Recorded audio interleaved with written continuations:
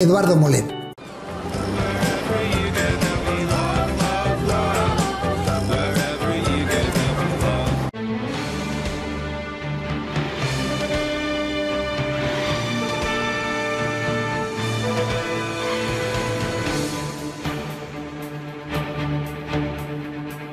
Convocar unes noves eleccions autonòmiques.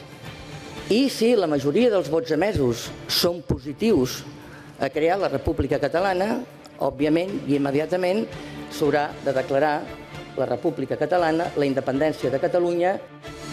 Buenas noches. Si gana el sí en el referéndum ilegal, los separatistas declararán en 48 horas la independencia unilateral de Cataluña. De vencer el no, ya lo han escuchado, se convocarán inmediatamente elecciones anticipadas. Así lo han dicho Junts pel Sí y la CUP en la presentación del borrador de la ley de referéndum, que se votará en agosto. Lo vemos ya en las 5W. Hoy la Generalitat ha dado a conocer los detalles de la ley de referéndum con la que pretenden ejecutar el plebiscito ilegal. Una ley que establece un régimen jurídico excepcional, una ley que estará por encima de todo, que según define el artículo 4 de ese borrador prevalecerá sobre cualquier otra legislación, incluida la ley de leyes, es decir, la Constitución, y con la que los separatistas pretenden guardarse las espaldas ante la posibilidad de que el TC la prohíba. Todo ello encaminado a consumar el desafío. Según los independentistas, solo se amparará en la legislación internacional, al destacar en su artículo 2 que el pueblo catalán es una entidad políticamente soberana, con lo que tratan de apaciguar los temores de los funcionarios catalanes, a quienes prometen que esta ley les ampara, les protege. El censo lo ha elaborado la Generalitat, sin el consentimiento ni del Ministerio del Interior ni de los ciudadanos catalanes. En él podrán votar todos los catalanes mayores de edad y con derecho a voto, y los que vivan en el exterior con una acreditación personal. Una sindicatura electoral hará las veces de la Junta Electoral, formada por 5 juristas y politólogos elegidos a dedo por el Parlamento de Cataluña. Se amparan para esta elección en que estarán también presentes observadores internacionales. En el borrador de la ley se obliga a todas las autoridades públicas a colaborar en la organización y desarrollo del referéndum y a los ciudadanos a ser parte de las mesas electorales que se harán por sorteo. Un referéndum que no marca un mínimo de participación ni un porcentaje cualificado para el sí. Simplemente bastará con que haya más síes que noes para declarar unilateralmente la independencia. Editorial con Eduardo García Serrano.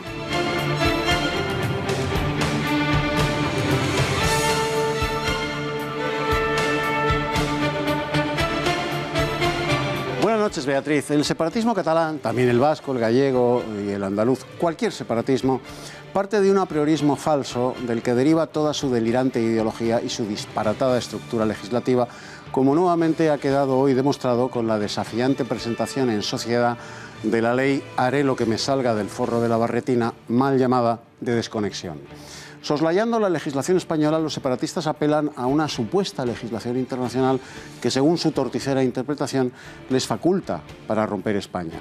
Ninguneando la soberanía del pueblo español, los separatistas afirman que Cataluña es una entidad política soberana al margen y por encima de España. Y con ese montaraz bagaje político-legal están dispuestos a convocar un referéndum en el que, por pocos que sean los que acudan a votar, a lo mismo. Si los síes suman un voto más que los noes, aunque solo acudan a las urnas la tuna de la CUP y sus vasallos de Puigdemont, en 48 horas proclamarán unilateralmente la independencia. Cada vez está más cerca la hora de que los encierren en un manicomio o en la cárcel. Eso ya lo decidirán los psiquiatras forenses y los jueces.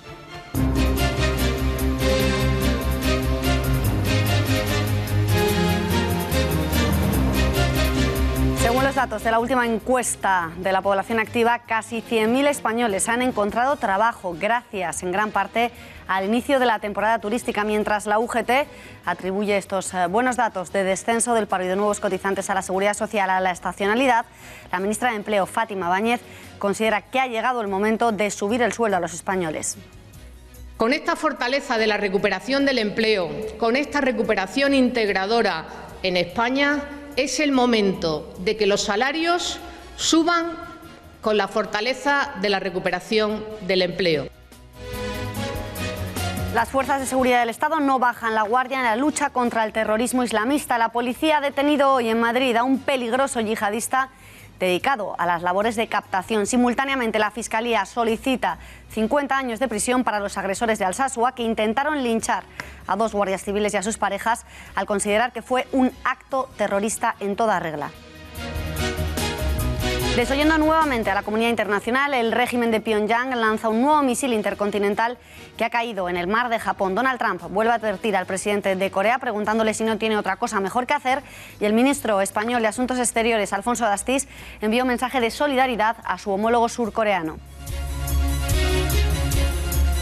Imperdonable desaire del Parlamento Europeo al primer ministro de Malta. De los 751 eurodiputados que lo componen, solo estaban presentes para recibir al presidente maltés 30 parlamentarios.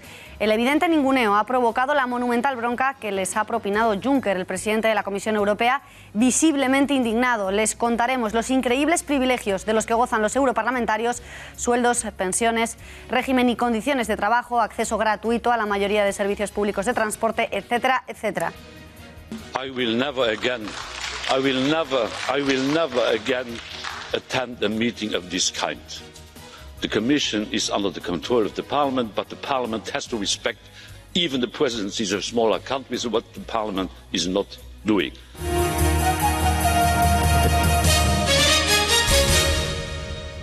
El paro se redujo el pasado mes de junio en 98.317 personas. En los últimos 12 meses, el paro registrado se redujo en 404.243 personas, manteniendo así un intenso ritmo de reducción interanual cercano al 11%. La fortaleza de la reducción del desempleo se mantiene un mes más y sigue acompañada de un intenso ritmo de crecimiento de la contratación indefinida.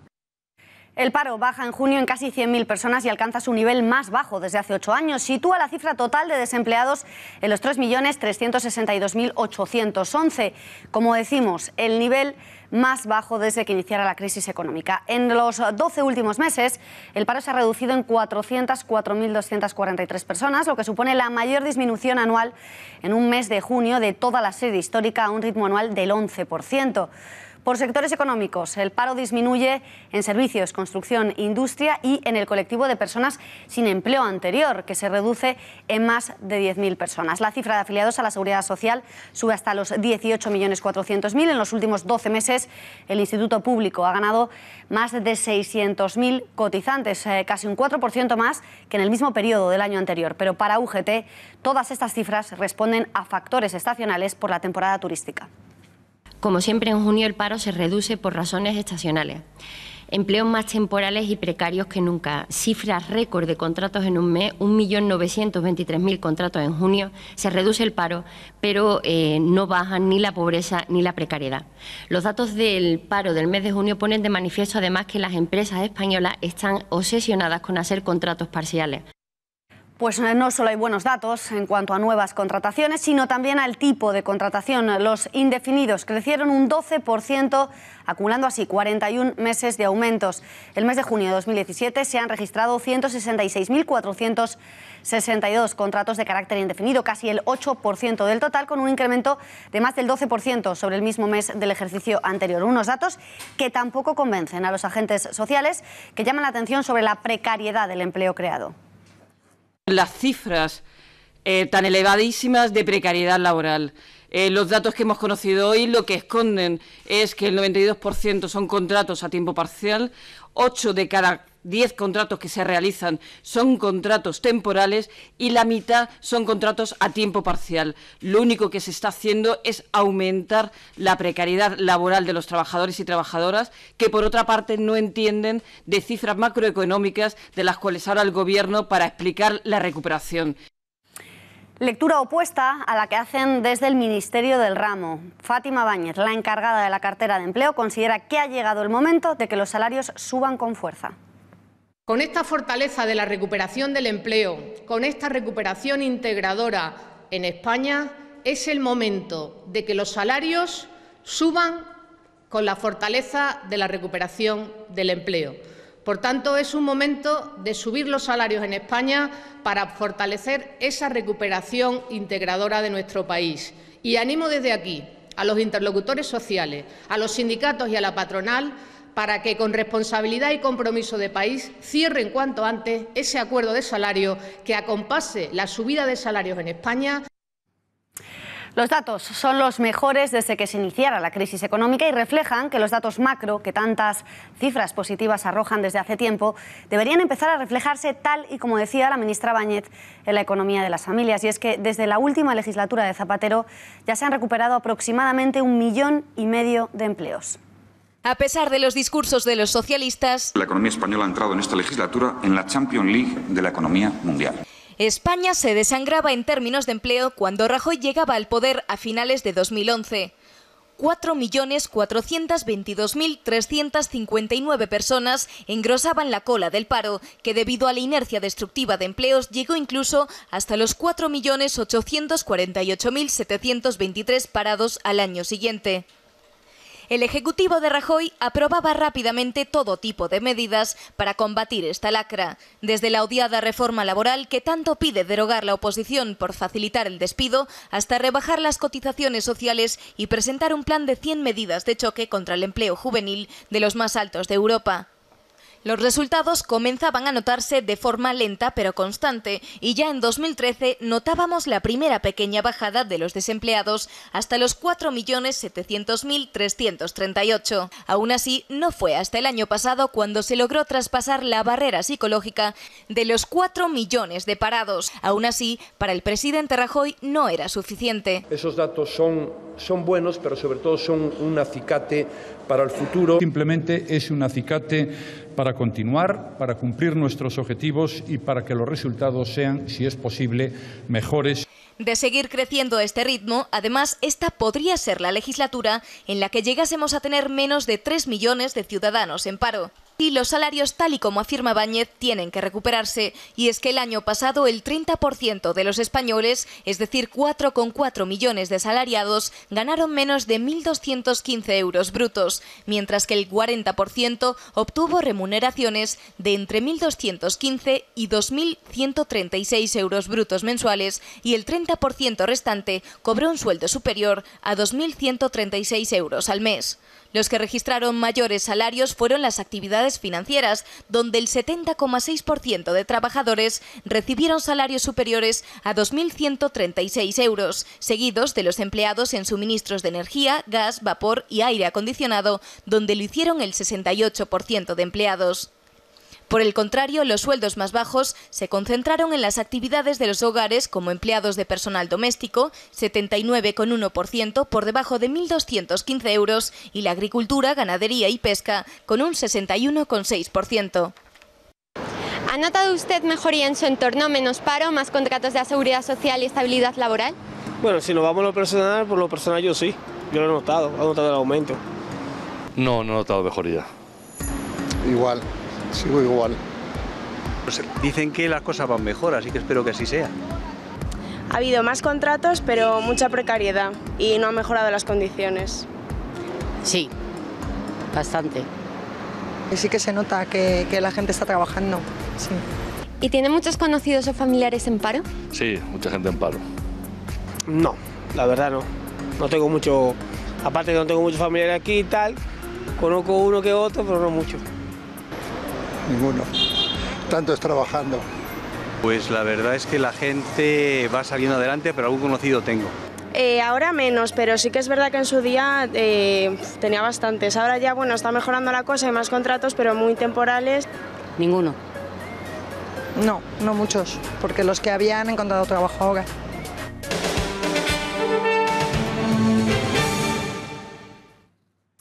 Monumental bronca del presidente de la Comisión Europea a un Parlamento vacío en el que de los 751 europarlamentarios convocados apenas estaban presentes 30. Una cámara ridícula a ojos de Jean-Claude Juncker, que ha querido agradecer a los allí presentes el haberse levantado de la cama para acudir a sus escaños, preguntándose si las ausencias habrían sido las mismas si en lugar de acudir al Parlamento el primer ministro de Malta, el invitado se hubiera tratado de Merkel o de Macron. El tono de la reprimenda no ha gustado al presidente de la Eurocámara, Antonio Tajani, quien ha llamado la atención a Juncker recordándole que no es la Comisión quien controla a la Eurocámara, sino al revés. Difícilmente, le ha respondido Juncker, podrán controlar a la Comisión 30 parlamentarios, y ha amenazado con no volver al Parlamento Europeo. le Parlement européen est ridicule, très ridicule. Je salue ceux qui se sont donné la peine d'être en salle. Mais le fait qu'une trentaine de députés assisent à ce débat démontre à suffisance que le Parlement n'est pas sérieux. Et je voulais le dire aujourd'hui. Si M. Muscat était Mme Merkel, difficilement imaginable, ou M. Macron, plus imaginable, we would have a full house. La prego, signor Presidente, di avere un atteggiamento più rispettoso nei confronti. Je vous en prie, Monsieur le Président. Vous pouvez critiquer le Parlement, mais ce n'est pas la Commission qui doit contrôler le Parlement, c'est le Parlement qui doit contrôler la Commission. Je vous en prie, s'il vous plaît. There are only few members in the plenary to control the Commission. You are ridiculous. Je vous en prie d'utiliser un langage différent. Nous ne sommes pas ridicules. Je vous en prie, s'il vous plaît. Je vous en prie. I will never again attend a meeting of this kind.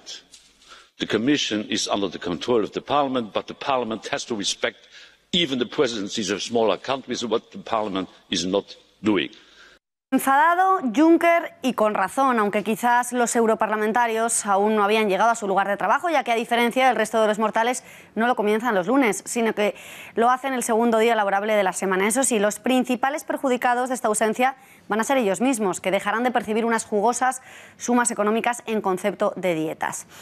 Enseguida les aclaramos de qué cifra se trata, pero vamos a empezar por otra aún más llamativa. Su salario base. Todos los eurodiputados cobran mensualmente 8.020 euros, más que el presidente del Gobierno y, por supuesto, que los diputados del Parlamento español. Por cada jornada de trabajo añaden otros 304 euros diarios. No tienen que asistir a todos los plenos, además, solo firmar una lista de asistencia por la mañana. Eso sí, como máximo pueden percibir estas dietas 3 días a la semana, porque solo trabajan martes, miércoles y jueves. No cabe duda de que el horario de europarlamentario es cómodo. Además, cada miembro del Parlamento Europeo recibe 12.000 euros al mes. ¿Para qué? Bueno, pues en concepto para pagar gastos de su despacho y también 3 asistentes. Sí, oyen bien, 3 asistentes por cada parlamentario que solo trabaja 3 días a la semana. No sabemos si cada día usa uno de los asistentes y no repiten nunca. Bueno, si tienen una desventaja esto de trabajar en las instituciones europeas, es que hay que viajar semanalmente. Para hacérselo más llevadero, los eurodiputados tienen derecho a viajar siempre que lo hagan en un avión en clase business. De decidir hacerlo en coche, se les paga medio euro por cada kilómetro recorrido. Por ejemplo, si alguno fuese en coche de Madrid a Bruselas, un viaje de unos 1.580 kilómetros, cobraría unos 800 euros. Y cuando están en Bruselas o Estrasburgo, por supuesto, tienen derecho a moverse en los coches oficiales del Parlamento Europeo. Hay ventajas también judiciales, y es que tienen inmunidad parlamentaria, es decir, ningún eurodiputado puede ser detenido ni juzgado en ningún Estado miembro, a no ser que sea descubierto cometiendo un delito flagrante. Por último, cuando dejan sus funciones, también les espera una sustanciosa recompensa por su jubilación, entre 2.800 y 5.600 euros, dependiendo de los años que se hayan sentado en el Parlamento Europeo. Eduardo, ¿qué te parece la bronca de Juncker? ¿Está fundamentada? Fundamentada, pero a mí me ha parecido escasita y suavecita. Más que la Bonoloto, la primitiva, el euromillón, o el cuponazo o el sueldo Nescafé, el auténtico premio gordo social y laboral es ser europarlamentario. Viven como virreyes, trabajan menos que Homer Simpson y gozan de más pompa que los emperadores romanos. Y además son una horda de pijos sobrevenidos que hacen gala a banderas desplegadas de su mala educación, de su falta de tacto y de su carencia absoluta de respeto hacia todo aquel que no exude poder. Hoy había que recibir a un jefe de gobierno europeo en el Parlamento Continental. Un jefe de gobierno, no un turista enchufado. De los 751 señoritos que sientan su trasero en los escaños, solo había 30. ¿Epidemia de cólera? No. ¿Colitis colectiva? Tampoco. ¿Intoxicación general? No. ¿Tocadura de escroto colectiva? Sí. ¿Y por qué? Primero, porque es lo habitual, y segundo, porque el jefe de gobierno invitado es para los señoritos europarlamentarios un mindundi de tercera regional, en tanto en cuanto es el primer ministro de Malta. Y claro, Malta, a esa colección de señoritos ociosos del Parlamento Europeo, le suena tanto como la UDEF a Jordi Pujol.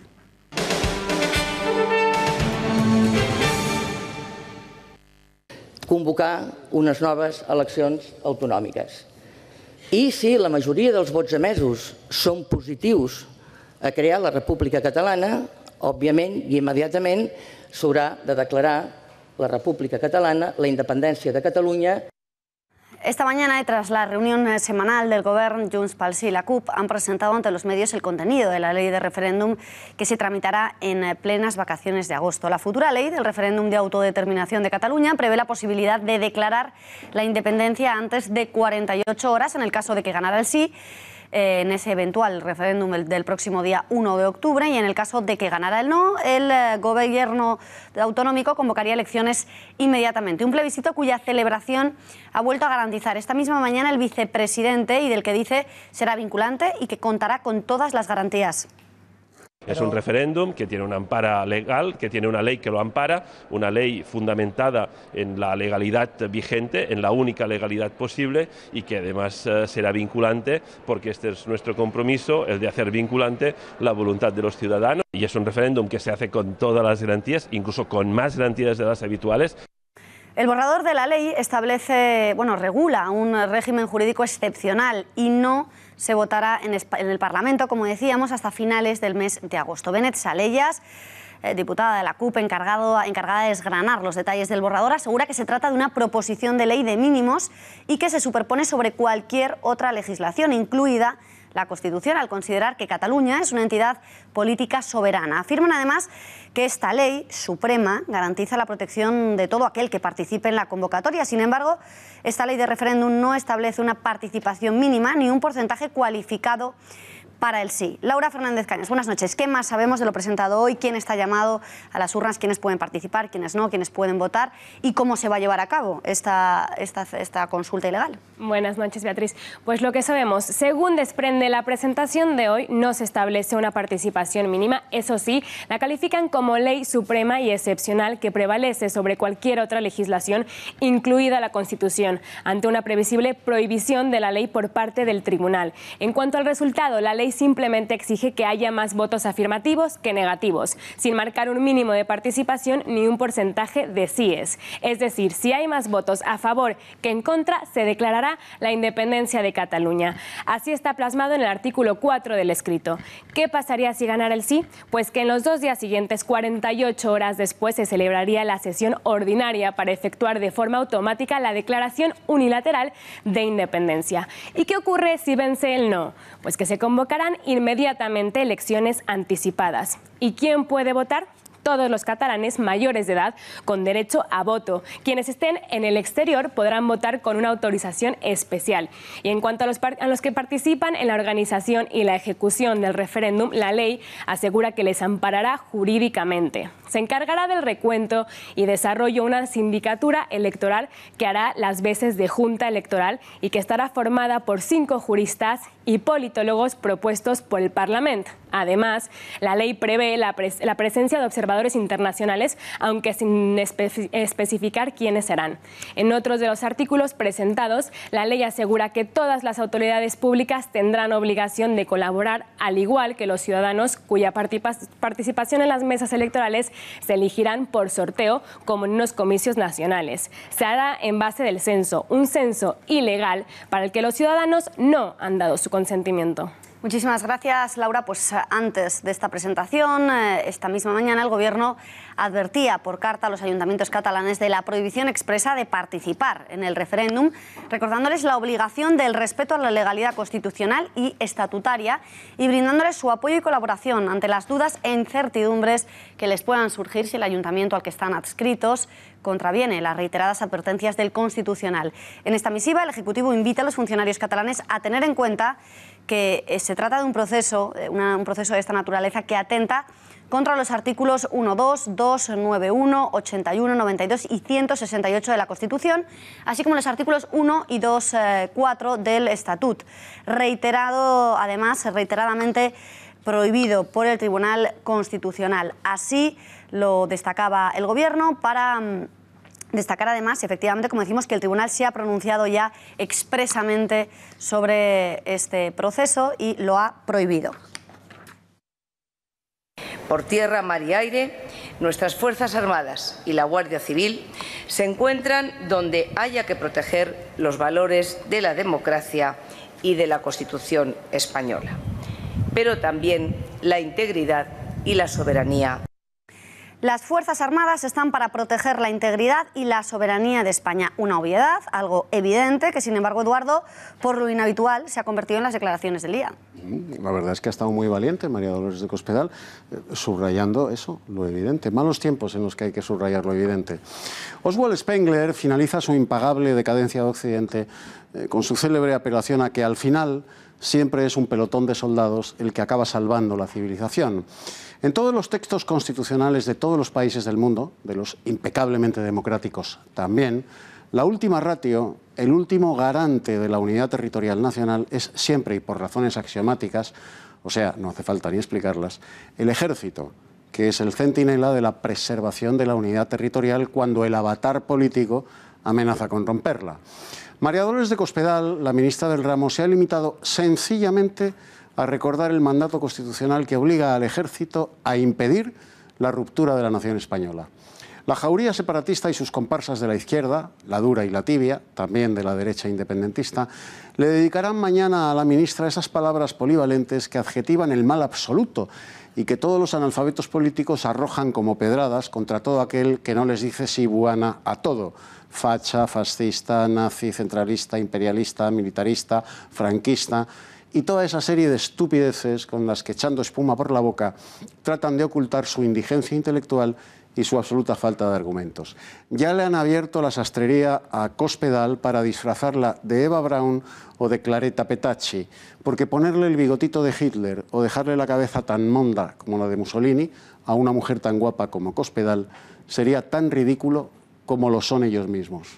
Muchísimas gracias, Eduardo. Por su parte, Pedro Sánchez ha garantizado al Gobierno su apoyo si Rajoy da los pasos necesarios en Cataluña, al tiempo que ha desautorizado un referéndum que a sus ojos no cuenta con las garantías con las que debe contar un plebiscito. Ocurrir el 1 de octubre no cumple con las garantías necesarias para poder ser llamado un referéndum. Legalidad y Constitución. Pero ¿dónde está la salida política? ¿Dónde está la solución política? ¿O es que dentro de un año o 2 años nos vamos a encontrar con un mismo debate? Yo creo que lo importante es que el señor Rajoy no solamente se quede en la legalidad, que por supuesto es importante, la defensa de la Constitución, que contará con nuestro apoyo, sino que como presidente del Gobierno lo que tiene que hacer es dar un paso para dar una salida política y una solución política al conflicto que se está viviendo en Cataluña. Si da ese paso, yo le aseguro al presidente del Gobierno que contará con el apoyo del Partido Socialista, porque yo en su caso daría ese paso. Y en Cataluña también, y tras el terremoto desatado por el cese del consejero de Economía, Jordi Baiget, tras discrepar de la línea marcada por los independentistas y poner en duda la celebración del referéndum, hoy el presidente de la Generalitat, Carles Puigdemont, se ha defendido, asegurando que destituirle no fue una decisión fácil y que jamás ha dudado de la lealtad del consejero díscolo. Vull agrair especialment, sé que avui no és un dia de felicitat, no és un dia d'alegria, és una decisió que, com saps, no és fàcil, però vull que quedi constància del meu profund reconeixement a la teva tasca, a la teva honorabilitat, a la teva dedicació i a la teva lleialtat.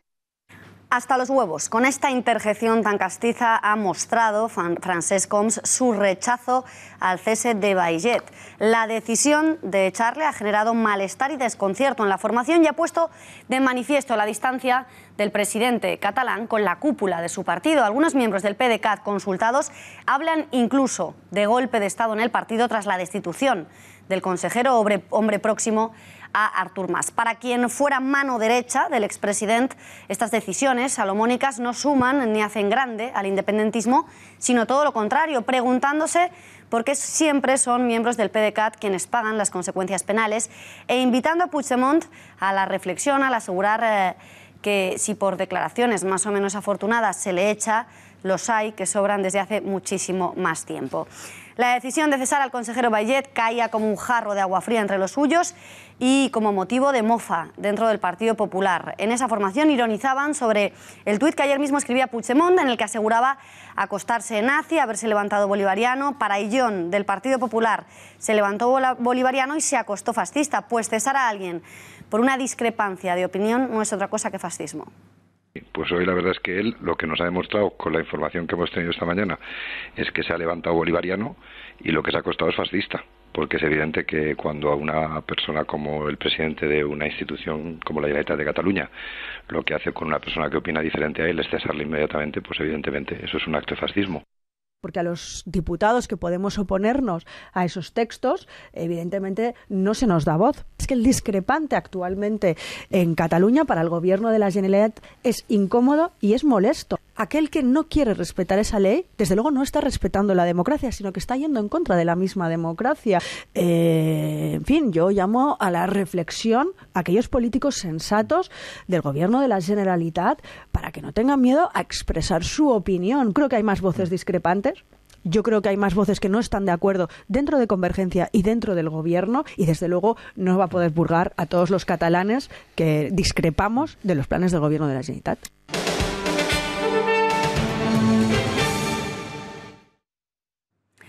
Esta mañana ha tenido lugar la primera reunión entre el rey, Felipe VI, y el líder de los socialistas, Pedro Sánchez, tras ser reelegido como secretario general del partido. Casi 2 horas de encuentro en la Zarzuela, en el que el líder del PSOE ha mostrado al monarca la disposición de su formación a fortalecer al Estado. Sánchez ha explicado al monarca su plan de renovación nacional, fundamentado en una reforma de la Constitución para renovar el modelo territorial de España, en clave federal, obviamente, y también para blindar los derechos sociales.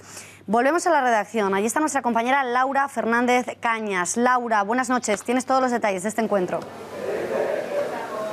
Buenas noches, Beatriz. Pues sí, Pedro Sánchez, secretario general del PSOE, define su encuentro con el rey Felipe VI como una reunión de encuentro de ideas y una reunión sobre todo cordial, donde ha podido trasladarle al jefe de Estado su disposición de fortalecer el Estado y de trabajar en común para resolver los desafíos de desempleo, de crisis de desigualdad, la crisis territorial, en especial hablando de Cataluña, el desafío actual que enfrentan los jóvenes a la hora de desarrollarse profesionalmente. El PSOE también ha reafirmado su intención de formar una oposición al Estado, de defender al mismo Estado y a los ciudadanos del uso incorrecto que le está dando el gobierno del PP a las instituciones, pensando solo en sus fines personales.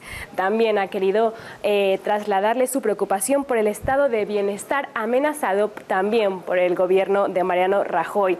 Esos 10 puntos que le ha querido hacer llegar al rey Felipe VI giran alrededor de un proyecto de renovación nacional y reforma constitucional que se basa en blindar los derechos amenazados por el PP y dar una respuesta eficaz a la crisis territorial de Cataluña.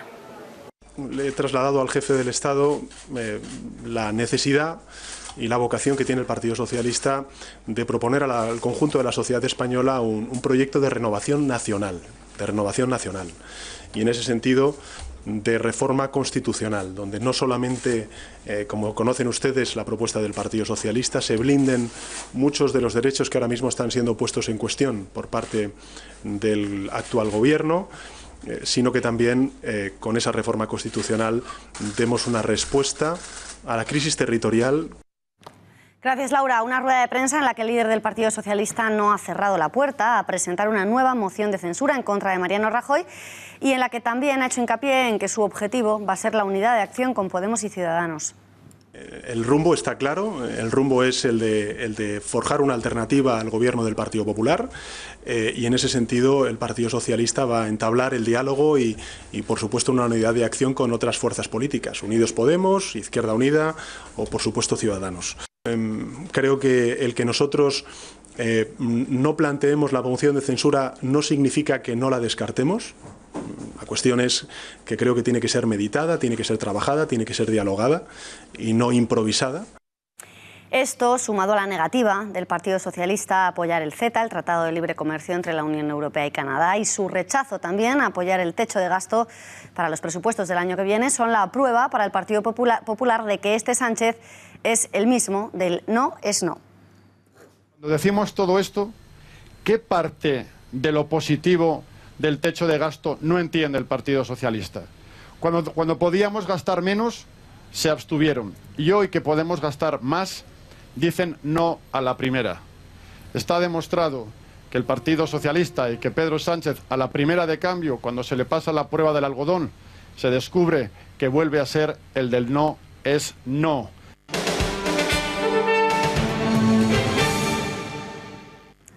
Nuevas revelaciones en el que ya podría denominarse como caso Montoro. El ministro de Hacienda y Administraciones Públicas continúa en el ojo del huracán, no por su reprobación en el Congreso, sino por las revelaciones que han saltado a la palestra en los últimos días por el diario ABC. Las informaciones publicadas apuntan a un presunto trato de favor por parte del Ministerio al despacho de asesoría fundado por el propio Montoro en el año 2006 y que cedió a su hermano 2 años después, cuando pasó a llamarse Equipo Económico. Tal y como señala el diario, son abundantes las sospechas de nepotismo y tráfico de influencias, tras conocerse que hay hasta 9 nombres que se vinculan al más alto nivel al Ministerio de Hacienda y también al despacho de asesores. 7 han sido dirigentes en ambos lados y otros 2 tienen vínculos sanguíneos. Precisamente el actual subsecretario de Estado de Hacienda y jefe de gabinete de Montoro entre 2001 y 2016 es Felipe Martínez Rico, hermano del presidente y socio fundador de Montoro y Asociados. Ricardo Martínez Rico, quien también fue secretario de Estado de Presupuestos con Montoro en 2003 y 2004.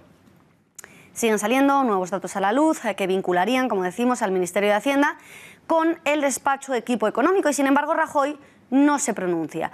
¿Por qué sigue manteniendo como responsable de la cartera ministerial a Montoro, reprobado, señalado en los últimos días? La mayoría de analistas políticos se dividen entre 4 teorías principales. Vamos a verlas. La primera de ellas apunta a que Montoro pertenece al llamado grupo de los Sorayos, aquellos miembros del gobierno afines a la todopoderosa vicepresidenta Soraya Sáez de Santamaría. Entre ellos están, además de Montoro, Álvaro Nadal, ministro de Energía, Turismo y Agenda Digital, Luis de Guindos, ministro de Economía, Fátima Báñez, de Empleo, e Íñigo de la Serna, en Fomento. Este grupo está en auge frente a Rajoy en detrimento del antiguo G8, los amigos personales del presidente, entre los que estaban los exministros José Manuel Soria, José Manuel García Margallo, Jorge Fernández Díaz o Ana Pastor, de los que no queda ninguno en el Ejecutivo.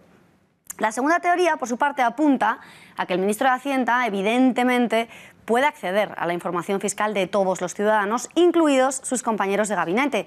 A él le atribuyen la filtración de sus líos con Hacienda, pues el fundador de Podemos, Juan Carlos Monedero, o los exdirigentes populares José María Aznar y Esperanza Aguirre. ¿Existe quizás algún ministro temeroso de lo que pueda saber Montoro? Es lo que se preguntan muchos en estos momentos. Y, por supuesto, existe también una teoría que atribuye su continuidad en el Ejecutivo a que Rajoy simplemente, a Montoro le parece al presidente un gran ministro de Hacienda. Así se explicaría, entre otras cosas, que sea designado personalmente por él para negociar el techo de gasto a pesar del veto del Partido Socialista. Una última teoría, que cree que la confianza de Rajoy en su ministro de Hacienda se debe más a su función de pararrayos que a su buen hacer. No se puede negar que, como titular de esta cartera y encargado de cobrarnos y subir nuestros impuestos, resulta para los ciudadanos el más antipático de los miembros del gabinete. Eso, unido a las informaciones respecto a su despacho, que últimamente copan los titulares, dejarían en un segundo plano al propio Rajoy y al resto del gobierno, que podrían trabajar con más tranquilidad y eludir de alguna manera verse excesivamente ligados a posibles fracasos, como el de la negociación del techo de gasto, mientras trabajan en otros asuntos en un segundo plano. Y tenemos que seguir hablando de más noticias. Hablamos de Madrid, nos vamos al País Vasco, centramos la vista en Alsasua. La Fiscalía de la Audiencia Nacional solicita penas de entre 62 años y 6 meses y 12 años y 6 meses de cárcel para los 8 jóvenes que fueron agresores, que trataron de agredir a 2 guardias civiles y sus novias el pasado 15 de octubre en Alsasua por considerarlos autores de 4 delitos de ataque terrorista. En total, la pena solicitada asciende a los 375 años de cárcel. Según el escrito de acusación del fiscal, estos hechos se enmarcarían en las campañas de ETA denominadas Alde Emerrik, fuera de aquí, que busca la expulsión de las fuerzas y cuerpos de seguridad del Estado del País Vasco y Navarra, influyendo de manera negativa en la calidad de vida de los miembros de la Guardia Civil. Parece una exageración. Me parece una exageración ya desde que se les imputa por delito de terrorismo. A entender que una trifulca de bar, como las muchas que seguramente se darán en las noches. Nosotros también rechazamos el mezclar churras con merinas. Es decir, vemos como una agresión que se produce en el marco de un bar a altas horas de la noche es transformado como una agresión a un cuerpo, iba a decir policial. Una agresión no se convierte inmediatamente en terrorismo por el hecho de ser una agresión. Esto es una pelea de bar. Tratan de politizar algunos delitos que son delitos comunes. Agredir a alguien es un delito y agredir a alguien es un hecho moralmente reprobable. Convertir cualquier agresión en un delito de terrorismo creo que es un error. El condenado por terrorismo, Gonzalo Boye, será el abogado de los dos concejales de Manuela Carmena, Celia Mayer y Sánchez Mato, imputados por 2 delitos de prevaricación y malversación de caudales públicos relacionados con el caso del Open de Tenis de Madrid. El editor de la polémica revista Mongolia, el chileno Gonzalo Boye, fue condenado en 1996 por secuestrar junto a la banda terrorista ETA al empresario Emiliano Revilla. En su carrera como letrado figuran desde Edward Snowden a los responsables del asalto al Parlamento catalán, las víctimas del 11M, Guantánamo o Tania Sánchez Melero. Y sabemos ya quién defenderá a Carlos Sánchez Mato y Celia Mayer por el escándalo del Open de Tenis de Madrid. No es otro que el controvertido abogado Gonzalo Boye. Se trata de un abogado y empresario de nacionalidad chilena, que además edita actualmente la revista Mongolia.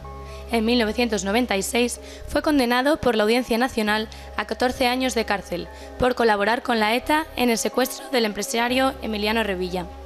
Durante su estancia en prisión se dedicó a estudiar Derecho no con otro fin que el de defenderse a sí mismo. En 2002, Boye sale de prisión habiendo cumplido apenas 6 años y desde entonces dejará de lado la delincuencia para convertirse en su defensor. Y es que a partir de ese momento, Boye comienza con su particular lucha por la justicia y los derechos humanos, que lo llevará a representar a algunas de las víctimas del 11M o a demandar a un ministro de Asuntos Exteriores israelí por violación de derechos humanos. También en 2009 se enfrentará a la administración Bush por Guantánamo y en 2013 se convertirá en uno de los abogados de Edward Snowden, ex empleado de la CIA que filtró a los medios de comunicación una importante documentación secreta. De entre todas estas batallas, Boye y su despacho nos dejan una última, que aún está por lucharse. Y es que el chileno condenado por terrorismo que pasó de la presión al ejercicio de la justicia y al que algunos han bautizado como el abogado del Rojerío, será desde ahora abogado de los 2 consejeros de Carmena.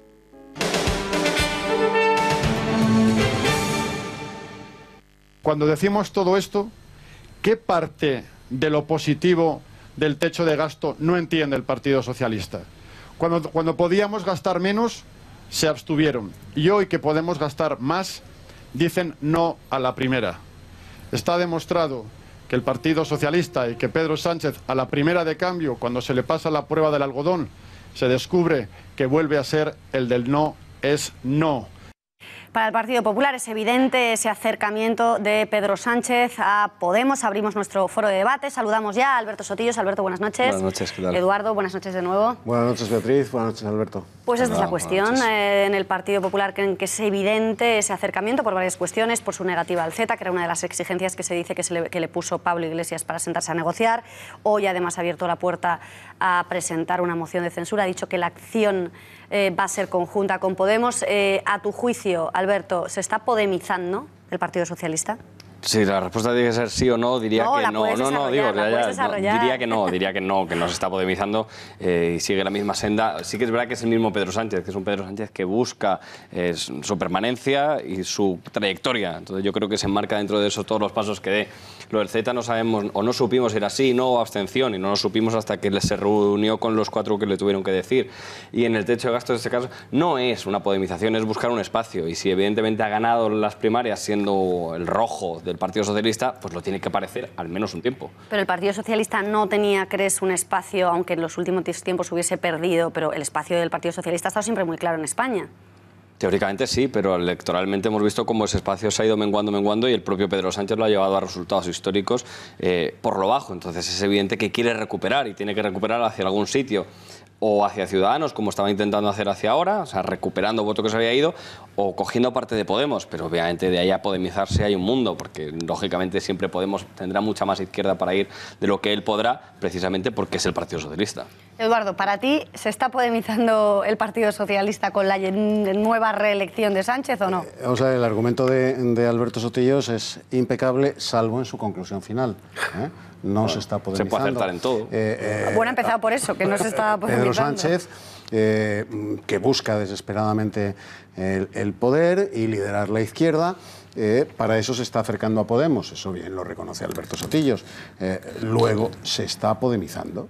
Se está podemizando porque ha entrado al trapo de a ver quién es más de izquierdas, que es el trapo que le ha puesto delante, ahora que estamos a punto de empezar San Fermín, le ha puesto ese capote Podemos, Pablo Iglesias. Vamos a echar una carrera a ver quién es más de izquierdas, y abandonando ese espacio templado y civilizado de la socialdemocracia, pues le ha entrado a ese capote y está podemizando al PSOE, no a los votantes del PSOE. La prueba de que el PSOE se ha podemizado es que el líder que los ha conducido a los resultados más catastróficos electoralmente desde 1977 ha sido reelegido mayoritariamente por los militantes. Pero que no son los votantes. Pero los votantes del PSOE... ¿Cuál es la podemización? Los es decir, votantes, abstenerse por ejemplo, con el la Z, aceptación programática de la plurinacionalidad de España. Pero eso ya estaba la en el PSOE. aceptación programática de la plurinacional de España, y tú conoces bien el PSOE... Pero está, quiero decir, eso y nada lo mismo. Es un síntoma de podemización, quizá el más grave de todos, no el más grave. Podemos estar mucho más allá. Esa aceptación programática de que de hecho, hoy se ha en reunido España con existen tantas naciones como cuantas quieran proclamarse como tales. Bueno, sí, yo creo es que un se refiere síntoma de a podemización absoluto. No lo es, porque Podemos va mucho más allá. Estamos hablando es una respuesta. La respuesta del Partido Socialista respecto a Cataluña es una respuesta iba a decir de ignorancia, pero no, es de paso palabra. Es decir, yo no tengo respuesta ni tengo solución para Cataluña, así que digo las dos cosas a la vez. Yo quiero un Estado que sea uno, pero a la vez todos los necesarios. Como es incompatible que las dos cosas, ¿qué obtenemos del Partido Socialista? Ustedes no tienen ninguna respuesta sobre este tema. Pero eso no es podemización, porque podemización es derecho a decidir, se tiene que poder votar, punto, ya está. Eso que estás dibujando, eso no lo dice Pedro Sánchez. Estás perfilando en la respuesta del Partido Socialista a Cataluña, a los independentistas catalanes, por mejor decir, que no a Cataluña, estás dibujando un boceto de entre cobardes y tontos. Yo no me atrevo exacto, pero así lleva y me hago el tonto para no pringarme en... ¿Y cuál es la novedad? Alberto, Eduardo, ¿y no creéis que este acercamiento de Pedro Sánchez del Partido Socialista a Podemos corre el riesgo, como le advierten desde el Partido Popular, de convertirse en irrelevantes? Porque para votar a la copia votas al original, ¿no? El que sea de Podemos votará a Podemos, y el socialista tradicional de toda la vida no es el militante, como decía Eduardo. El problema de Pedro Sánchez es que empieza Eduardo. Venga, es el genuino representante de uno de los peores defectos que han adornado al español desde Covadonga hasta nuestros días, que es el sostenella y no enmendalla. Este líder no ha aprendido nada. Se estrella en 2016, se estrella hasta los 85 diputados, precisamente por hacer lo mismo que ahora está repitiendo. Es que no escarmienta. Pero si el problema es que no ha hecho nada. O sea, si se estuviera... Pero Alberto, volviendo al centro, ¿crees que corre el riesgo el Partido Socialista de terminar siendo irrelevante? Eso sí, el riesgo de que pueda ser irrelevante, sí. ¿Y este riesgo no lo ve Pedro Sánchez? ¿Cree que de verdad va a desbancar a Pablo Iglesias y se va a convertir en el nuevo líder de la izquierda en España? La última encuesta publicada por El País... Eduardo, le toca a Alberto, que no dejas hablar. Es que me come el tema. Orden, Eduardo. No te podemices, Eduardo, no te podemices. Estoy citando a un Alberto, corre el riesgo de ser irrelevante. Claro, y este riesgo no lo ven en el Partido Socialista. Hombre, yo supongo que Pedro Sánchez trata de que no ocurra eso, pero supongo e intuyo y compruebo que Pedro Sánchez antepone otras cosas. Pero cierto es que él cree que tiene un plan para el Partido Socialista, y la militancia, por cierto, la ha respaldado y le ha dicho: para no ser irrelevantes, lo mejor es que Pedro Sánchez, que nos ha llevado al peor resultado de la historia, nos lidere. Podríamos analizar esa decisión de la militancia, pero cierto es que está ahí. Por lo tanto, considera que gracias a él no va a ser irrelevante. Pero para no ser irrelevante, valga la redundancia, hay que ser relevante en alguna opinión. Entonces, ¿qué me aporta a mí como ciudadano ¿En qué materia es relevante el Partido Socialista? Pues ya hemos visto que en el Z no, porque ni sí ni no ni abstención. Entonces me voy o a Podemos o me voy a Ciudadanos. Hemos visto que en el caso de Cataluña, pues tampoco es relevante, porque ni sí ni no, ni todo lo contrario, tampoco me sirve. Entonces la irrelevancia precisamente está en que no se ha podemizado. Porque si se hubiera podemizado, competiría directamente con el espacio de Pablo Iglesias. Y estaríamos hablando de ver quién es más rojo de los dos. Pero es que tenemos a alguien que es un poco rojo, un poco de derechas, que tiene que parecer muy rojo, pero conseguir el voto de la derecha. Y alguien le debería hacer a Pedro Sánchez que eso, lo siento, pero es imposible. Pero es que es peor que eso que dices, No, peor es muy difícil, Eduardo. Sí, y ahora te lo explico. Es bastante peor, porque efectivamente no se ha podemizado de militancia, de carné. Ni de voto, ni él. Está adoptando una postura, una posición política de vasallaje respecto a Pablo Iglesias. Bueno, entre uno es diputado y el otro no. Eso ya le pone una situación de bastante desventaja. Es mucho peor.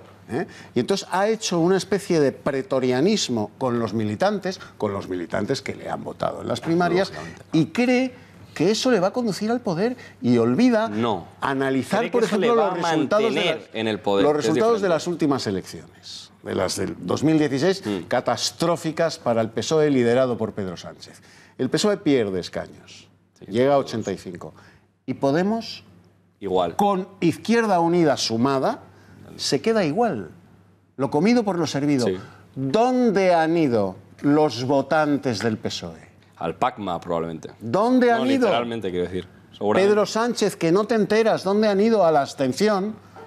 O a votar opciones irrelevantes es cierto, por el mero hecho de acudir a votar. Que ha cambiado el panorama un poquito. Ahora sales a la calle y preguntas y la gente considera que siendo todos malos, y esa es la ventaja, y es una ventaja muy importante para Pedro Sánchez, le pasó en las primarias, quien tengas delante te ayuda a ganar o no. Pedro Sánchez tenía a Susana Díaz, eso le vino muy bien para parecer de izquierdas y parecer de las bases, y ahora vuelve a tener una suerte muy grande Pedro Sánchez, que enfrente tiene a Mariano Rajoy, a Albert Rivera y a Pablo Iglesias. Sinceramente, el votante no va a poder elegir de manera amplia, sino que va a tener que elegir al final por pequeñas cosas. Y en esas pequeñas cosas igual puede ganar Pedro Sánchez. Decías, y puede ser presidente. Alberto, que Pedro Sánchez, su estrategia no está encaminada a ocupar el poder, sino a mantenerse, a ganar, sino a mantenerse. Hoy, sin embargo, que decía que no hasta ahora, o que bueno, con cuidadito, ha abierto la puerta a una moción de censura. ¿Creéis que llegaremos a ver a Pedro Sánchez y a Pablo Iglesias pues intentando desbancar al PP del gobierno? Es capaz de ese disparate, incluso de uno mayor.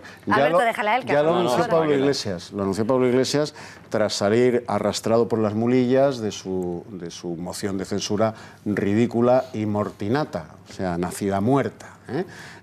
Antes de Navidades presentaremos otra. Bueno, pues ahí lo tienes.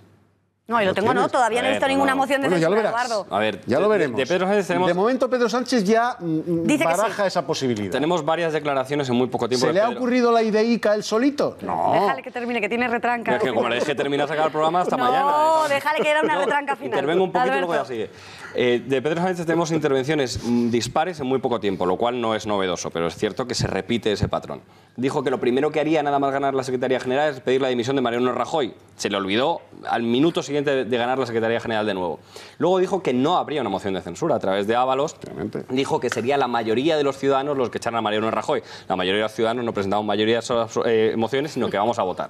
Y ahora puede presentar una moción de censura. Por lo tanto, la credibilidad es escasa porque le puede durar 1 o 2 días. No lo tendría en cuenta. ¿Que puede hacerlo estratégicamente? Sí, pero no ahora. Le interesa cuando vea que va a haber un adelanto electoral o la llegada de las elecciones, porque eso le vuelve a llevar al Parlamento y le vuelve a llevar como elemento presidenciable. A él le interesará mucho, al Partido Socialista le interesará mucho presentar una moción de censura al final de la legislatura, pero será cuando Podemos le diga, a mí no me interesa nada porque no quiero que parezcas presidenciable en el Congreso de los Diputados. Por lo tanto, o la negocian a mitad de camino, que no le servirá a ninguno de los dos, que probablemente pase porque tiene esa capacidad de estrategia, o uno de los dos se quedará sin su éxito de presentar o no la moción de censura. Decís, bueno, a mí de momento solo me ha quedado claro, Eduardo opina que sí se está podemizando, Alberto opina que no se está podemizando. Me gustaría saber qué similitudes y diferencias encontráis entre Podemos y el Partido Socialista, entre el nuevo Partido Socialista de Sánchez. Pues yo encuentro pocas, que sea acaso el mesianismo. Bueno, ha dicho Pedro Sánchez que es que él es de izquierdas, a diferencia del antiguo Partido Socialista, no sé qué, de qué Pero él se incluía en el antiguo Partido Socialista, porque él fue el defensor del artículo 135, entre otras grandes lindezas de nuestras reformas constitucionales. Igual cuando se dice que el PSOE de antes era de derechas, se refiere a él mismo, no lo sé. El caso es que yo las similitudes no las veo. Es cierto que ahora ha pasado a haber un gran liderazgo, antes el Partido Socialista era una estructura orgánica, territorial, muy asentada, y ahora hay una gran figura que destaca sobre todas las demás, que se parece mucho a Podemos. Por lo demás, Podemos, tú puedes predecir cuál va a ser su posición sobre casi todos los temas, acertada o no, pero en cambio no puedes predecir cuál va a ser la posición del Partido Socialista. Hombre, en los grandes temas sociales con Pedro Sánchez se empiezan a saber. Hombre, sí, claro. Y que no coinciden siempre con el Partido Socialista, con lo que ha defendido históricamente el Partido Socialista. De aumentar el salario mínimo, por ejemplo, de más derechos y libertades. Claro, sí, hombre, pues si no coinciden el Partido Socialista y Podemos tendrían un grave problema, pero es que llega a coincidir Ciudadanos. No, pero por ejemplo en el tema de la legalización de la eutanasia, el Partido Socialista no está de acuerdo al 100%. Sí. No, están de acuerdo solo en quién presenta la ley antes para llevarse el éxito. No, perdóname que hay muchos diputados, se pondrán de acuerdo, pero desde luego Pedro Sánchez está mucho más a favor de lo que han estado antiguamente los anteriores secretarios generales. Hay un acuerdo básico a favor de la ley de muerte digna, y hasta ahora si no ha salido simplemente porque Izquierda Unida la presenta antes, yo te la tiro para presentarla yo. O sea, no es cuestión de titularidad, poder decir que es como fue la ley Zapatero, pues la ley Pedro Sánchez, nada más. O sea, estoy aquí, Alberto, Ahora, te has cogido tú la carrerilla, es verdad que Eduardo lleva 3 meses callado. Tengo de sobra para compensar. Si esto fuera de segundos, tendría de sobra. Mira, el PSOE se parece hablo de los militantes y de los dirigentes, no de los votantes, ojo, quede bien claro. O sea, hablas del aparato del partido y la militancia. A Podemos tanto como quiera que se parezcan Pablo Iglesias. Me explico. El Partido Socialista ha tenido en su vetusta historia, en su larguísima historia, un complejo patológico, que es el otorgarle, así como la estúpida dirigencia de la derecha española le ha otorgado siempre la legitimidad moral, cultural e intelectual a la izquierda, que igual se la ha ganado, lo cual es absolutamente estúpido, pero tienen ese complejo. El PSOE, respecto de lo que hay a su izquierda, o sea, el Partido Comunista, cualesquiera de sus pelajes, ha tenido siempre, porque el PSOE procede de una extracción burguesa, de una extracción de clases medias, de trabajadores cualificados, de ahí procede el PSOE. Entonces, ha tenido siempre el complejito de que la legitimidad de izquierdas, la izquierda fetén, ha sido siempre el Partido Comunista y lo que haya a su izquierda. O sea, al final, cuanto más a la izquierda, más superior. Pedro Sánchez es un genuino representante de este complejo del Partido Socialista, complejo con el que acaba Felipe González en los años gloriosos del Partido Socialista, furibundo anticomunista. ¿Pero crees ¿crees que es un izquierdista absoluto, Pedro Sánchez? No. Pedro Sánchez es un señorito de derechas, como muchos otros que hay en el PSOE, que quiere jugar a ser más de izquierdas que los comunistas. Y en eso anda. Y por eso ha fracasado. Por eso ha fracasado, porque los votantes del PSOE, que sí son de esa extracción de clases medias, profesionales liberales, trabajadores cualificados, etcétera, antes, ahora ya está bastante más pasan por ahí. Y cuando el PSOE, en las coyunturas históricas en las que el PSOE se ha subido al monte para tratar de civilizar a los comunistas, siempre se ha quedado en el monte, siendo más rojo que los comunistas. Se nos ha acabado el tiempo. Última reflexión. ¿Qué va a pasar en una frase? ¿Qué va a pasar con el PSOE y Podemos? ¿Y qué va a pasar con el PSOE y Podemos? Alberto. Pues va a recuperar de diputados el Partido Socialista con casi total seguridad, y eso dará un espacio para Pedro Sánchez para que siga ahí, y Podemos yo creo que se quedará más o menos exactamente igual. Eduardo, 3 palabras. Volverá a fracasar como fracasó en 2016 si sigue por este camino. Eduardo García Serrano, Alberto Sotillos, muchísimas gracias a los dos. Un día más, se nos ha acabado el tiempo, les dejamos con Tiempos Modernos. Gracias por nada. El Gato al Agua a las 7 de la noche y nosotros volvemos mañana a las 8:30 de la tarde. Gracias y buenas noches.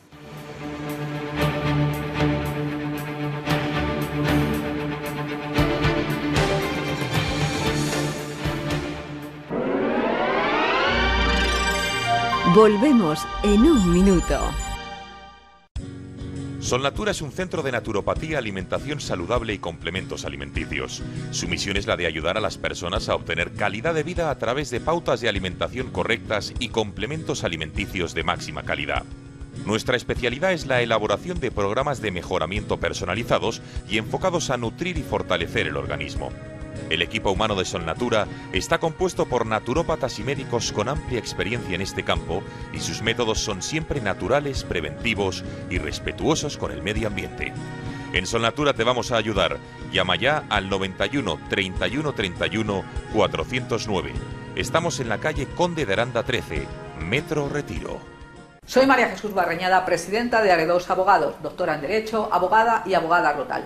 Si tienes un problema jurídico, no dudes en contactar con nosotros, te lo solucionaremos. Este despacho ha sido galardonado con el Premio a la Excelencia Profesional porque defendemos tus derechos, financiamos tus procedimientos, tu problema jurídico lo hacemos nuestro y te lo solucionamos.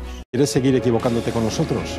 Hace falta Intereconomía. Alfonso de Madrid, María Elena de Pontevedra, Rodolfo de San Cugat del Vallés, Juan Luis de Sevilla, Jesús de Tenerife, Javier de Albarracín, Rosa María de Valladolid. Muchísimas gracias. De corazón. Gracias. Jesús de Cáceres. Gracias. Muchas gracias. Muchísimas gracias. Gracias.